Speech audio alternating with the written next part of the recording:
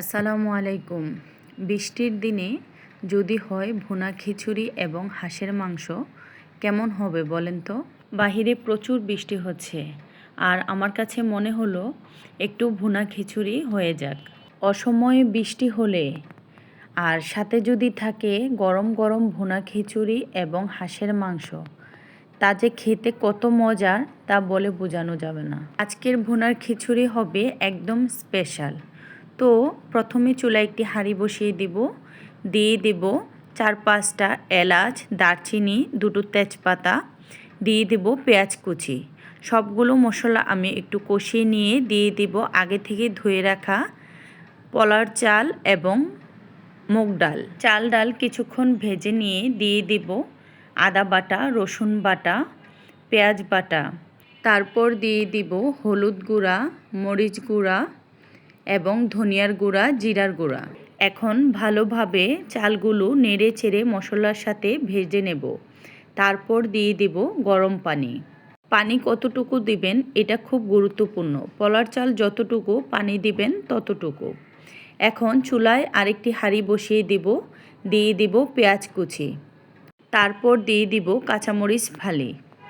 এখন পেঁয়াজ এবং কাঁচামরিচ ভালোভাবে নেড়ে চেড়ে একটু ভেজে নেওয়ার পর দিয়ে দিব রসুন বাটা, পেঁয়াজ বাটা, আদা বাটা।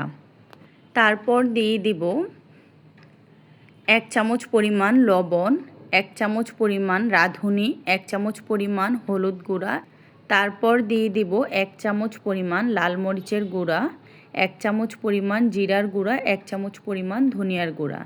তারপর দিয়ে দিব 4-5টা এলাচ, দারচিনি এবং প্যাকেট গরম মশলা। সবগুলো উপকরণ ভালোভাবে নেড়ে চেড়ে দিয়ে দিব গরম পানি। এখন দিয়ে দিব একটি টমেটো।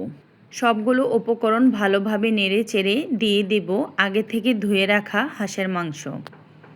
মাংস দেওয়ার পর ভালোভাবে নেড়ে চেড়ে মশলার সাথে মিশিয়ে নেব।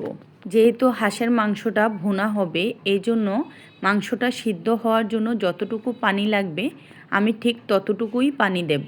ভালোভাবে নেড়ে দিলাম। এখন চুলা মিডিয়াম থেকে একটু হাই হিটে করে আমি রান্নাটা কমপ্লিট করব।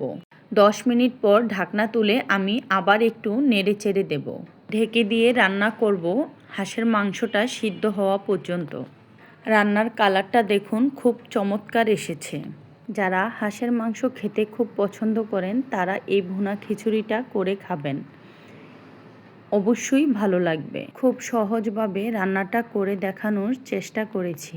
আমি এভাবেই ভুনা খিচুড়ি তৈরি করি।